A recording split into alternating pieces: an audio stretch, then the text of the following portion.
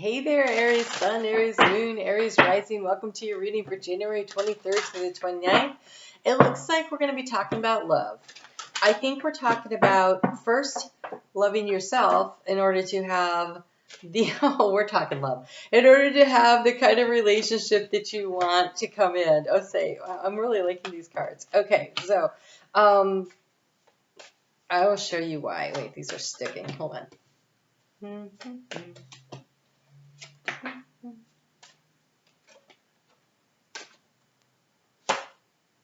Okay, this one too. All right, here we go. I like it. I like your reading, Aries. The last couple I did, Gemini made me cry. Taurus was complicated.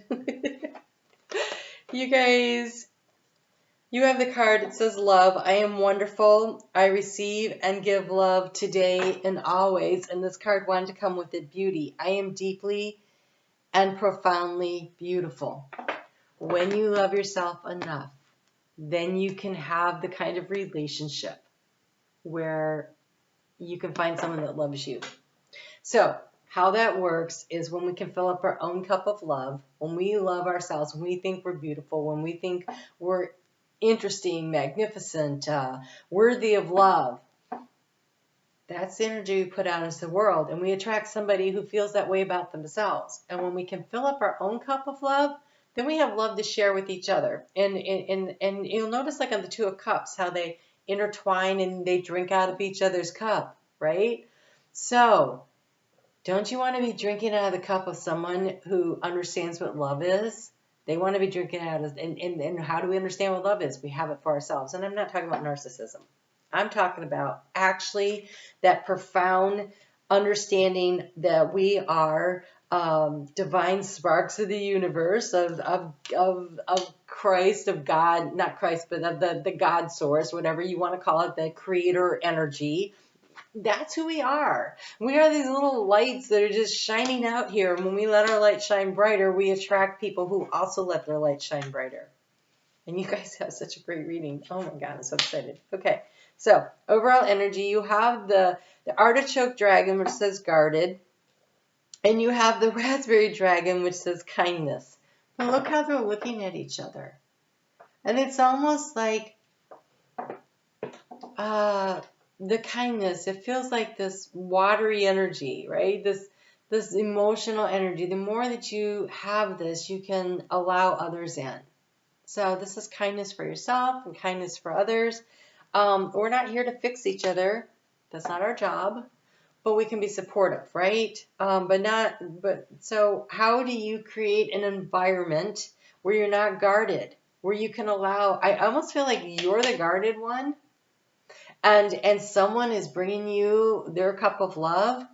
And if you can see yourself as beautiful, and I mean beautiful, not in the human way, but a beautiful soul, worthy of love. This beautiful divine spark of the universe. If you can see that in yourself, then you can allow someone in. So this week is about really taking a look at how you can create space in your life to draw and attract somebody in. So in the area of where you've been seeking information, we have the card of success, the watermelon dragon. So watermelon dragon has a lot of seeds, and they're showing me did you do this when you were a kid? Like you'd eat watermelon and then you have a contest to see who could spit the seed the furthest, right? So it's like almost like dating energy. Yeah, no, not that one. Nope, not that one. Nope, not that one either. That's what it feels like. And so I feel like you've been searching. You've been searching for that, and you want that juiciness and that sweetness, and you want it all, right? And maybe over time, sometimes you got a little too close to the rind, and it was a little bitter. And so trying to find that perfect fit. But it starts with you loving yourself first. You seeing the beauty in yourself. Because when you do that, you will draw and attract people to you that will resonate on the same frequency. So when we have the card of the guarded here, the Taurus had similar energy, but they actually had this defense right in this spot. So you're feeling a little defensive here. So if you have Taurus strong in your chart, I suggest you check that video out. So the dragon fruit dragon here says, I'm a little prickly, I'm a little defensive, and that's why I feel like it's you that's guarded. And somebody is trying to bring in the sweetness, and you can let them in if you can see the beauty in yourself. But you have to be able to see the beauty in yourself, because otherwise you create a codependent relationship where you suck the life out of somebody, and that's not good, right? Because here the key to the situation is this lemon and this lime, the union. So the lemon and lime says, we're not the same, but we're compatible, right? Interdependence, synergy. So how do you transform this situation? Well, I want to look at this first. What's been draining your energy? We have this orange dragon of rewards. So a couple of things come to mind. One, you felt like dating around wasn't very rewarding. Or two, there maybe as a child you were told, if you're really good, that you were worthy of love. If you did such and such a thing, you were lovable. If somebody loved you, they would give you such and such a thing. And so what they did was they took love and I'm going to use the word monetize, which isn't necessarily means money, but they associated this value like a payment for love. You had to do something to be loved. You had to be a certain way to be lovable. They attached some sort of a monetization around the energy of love when you were small. And that's hard because probably you may or may not even remember it happening. And that's when we become devalued as people, when we think we have to earn love, right? We have to be good. Oh, I shouldn't do this, but I did this. Oh my God, they're mean to me. Okay, so I went into this house and they have a dog, and I always take dog treats to the dogs when I clean houses. And there were two other dogs there, and they were all jumping around because one of them already knew this. The other one, that was the first time. And he's like, what's going on over there? And he comes out to check it out. And I said to them all, you need to sit. Good dogs get treats. But then they sat and they all got their treats. But that's what I mean. It's good kids get rewards, right? You had to be worthy of the reward. And I think that is something that we do to our kids that isn't necessarily on purpose. We don't mean to associate that, but it happens, right? It happens. And so, I think that it becomes incumbent upon us as we mature to understand that we don't have to be perfect. We don't have to be extra good. We don't have to never make a mistake in order to be worthy of love. Because you exist, you were created from love. You are a spark of the divine. I know I've had this conversation with you before, Aries, but you've got Chiron in your sign. And so he's really doing this inner child work, this inner child healing. And Jupiter is in there now. And Jupiter wants to bring in, and you actually have a chart of Jupiter showed up here. You bring in this energy to help you to expand your own sense of self-love and self-worth. And this week, for some reason, it's really being kicked up for you. This is a pretty nice energy to be working in this week. And the moon is going to move through your sign. And so it's going to conjunct with Jupiter, and it's going to conjunct with Chiron.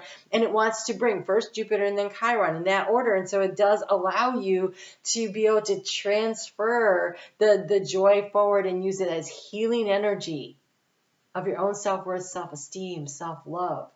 And if you can do that, you can become childlike again, and you can nurture yourself as a child and give yourself the love and that it's not about earning it.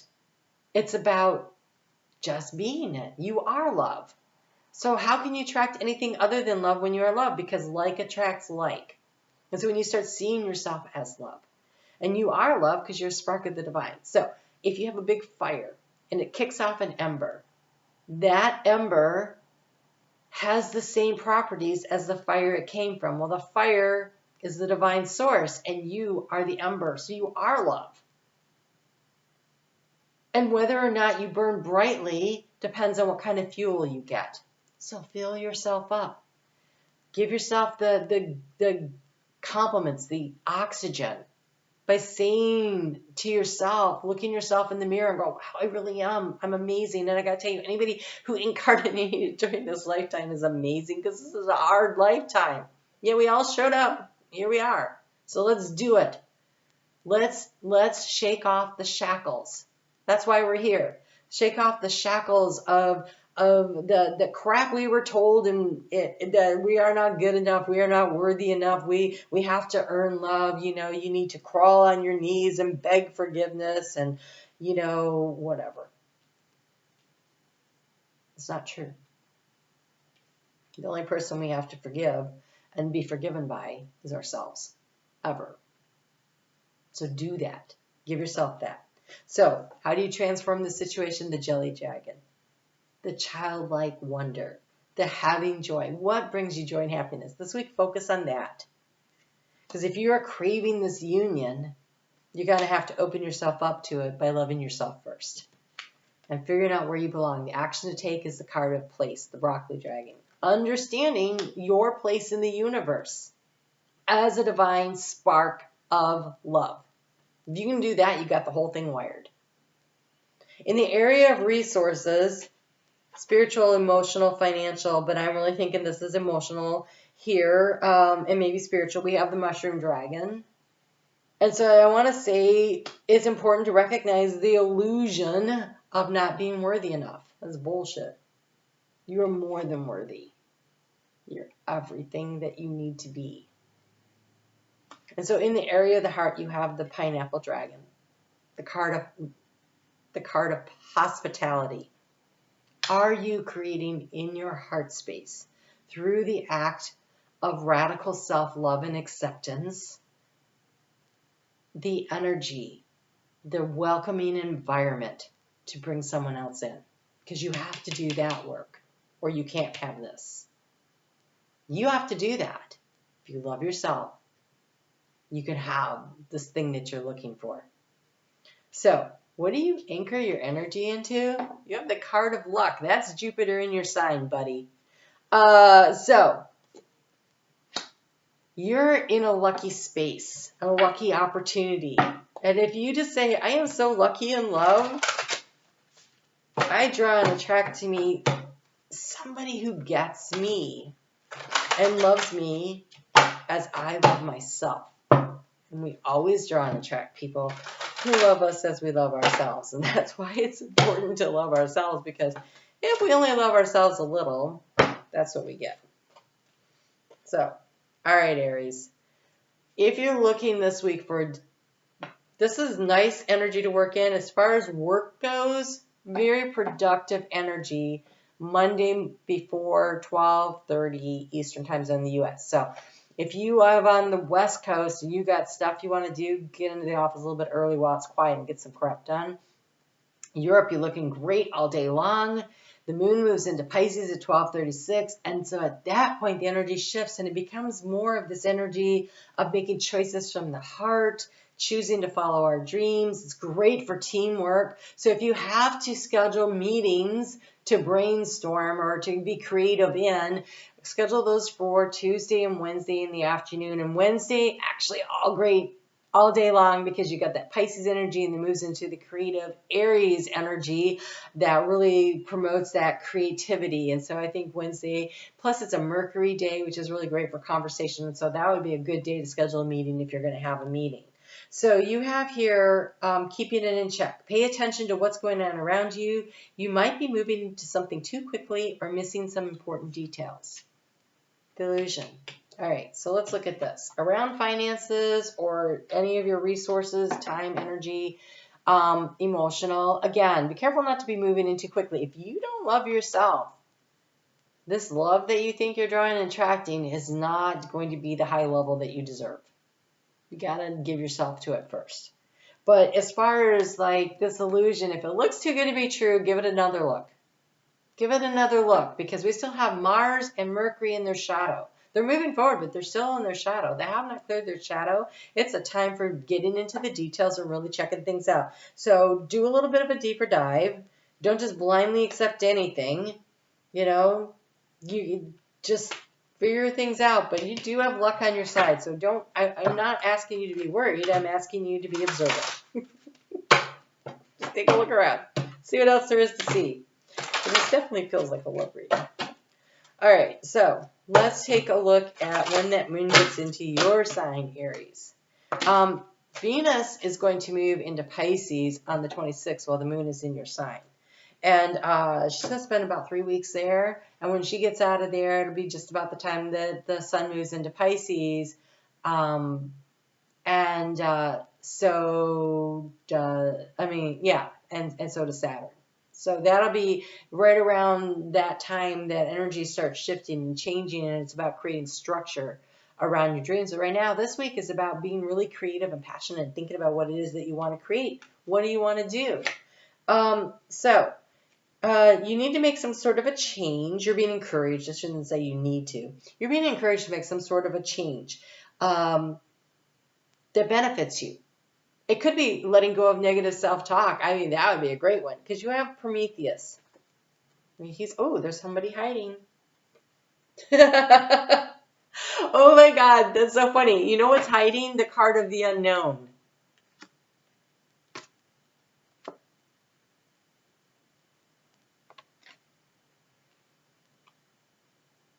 When you sacrifice something, when you give something up, I feel like you can't see what the benefit's going to be, but it's going to be important because you have Artemis, and this is purity. This is purity of thought. This is setting your target, pulling back the bow, and letting the arrow go. I think if you're willing to sacrifice something, and I really do think it's your negative self-talk, I don't think you know what, but you're lucky. You're going to hit the target on something. Ooh, super interesting. I know none of you will do this, but I wish somebody would come back at the end of the week and tell me what ended up happening. Because something here, there's some unknown. So I feel like the universe is conspiring for you. But in order to get there, you are going to have to sacrifice something for the greater good, right? Prometheus, he brought fire to man. It was a great personal sacrifice to him, but he did not like the way the gods were acting. And so he gave us a sense of independence and ability and capability to grow and expand. And so there is some kind of a thing that you can give up that will allow you to grow or allow someone else to grow. And if you do it with pure intentions, this hospitality in the heart, you're transforming something truly to just help somebody this week, I think the benefits, and you may not recognize them right away, but there's a knock-on effect because it was hiding. The card of the unknown was hiding. So I don't think you fully recognize what all the benefits will be. But if you do it from a heart place that's really, heartfelt, it'll be positive. So, ooh, nice. I like it. So you will notice that on Rider-Waite, the fire sign court cards, well, not the queen, but the rest of them all have like little salamanders, and you get this little regeneration card here that looks like a little salamander. They call it a lizard, but, he's in the water there. Lizards are interesting. They will sacrifice. They will sacrifice their tail to save the body. And then they grow a new tail. So I feel like whatever you give up, whatever sacrifice you make, it benefits you in the long run. Okay? So do good because it's good. Okay. I feel like The Bachelor. Are you in it for the right reason? Okay. So lizard regeneration. As a survivor, you are unparalleled. No matter what happens, you can adapt. Embrace your transformation. Put on your new cloak. You are master regeneration. North Node's getting ready to move into your sign. There is going to be some sacrificing in order to regenerate and become something new. but it looks really positive. So this is while that moon is in Taurus at the end of the week. If you want to go out on a date, Friday night's great date night. Saturday and Sunday carry this really nice nesting energy. The sun is going to trine your ruling planet of Mars over there in Gemini. And so that is going to be great for conversation. However, interesting, because here's Aries, and then here you've got the sun, and here you've got Mars, and you're kind of like in the sandwich in the middle. And it's a choice on both of these of what do you want to shine a light on and what do you want to talk about. And so really interesting conversations. Something could be revealed in those conversations because we have the card of the unknown kind of hiding. So again, speaking from the heart and being very pure in your thoughts and your actions this week will be of great benefit. Don't be afraid to look into the details. In fact, I would totally do that. And also, okay, so this guarded and this kindness, they're also saying if it looks too good to be true, illusionary, trust yourself, right? She's trust yourself. Make sure you're getting all the information you need. Anything else? Oh, that looks like it. Okay, so I'm on Facebook every day if you like to check that out. If you have not seen your new moon in Aquarius video that came out last week, be on the lookout for that. And on your fire sign, on Tuesday, there is a bonus reading coming out, which I recorded some of them, but I can't recall what they were, so it'll be interesting to see what it is. We'll all find out together. Okay, you guys take care. I'll talk to you soon.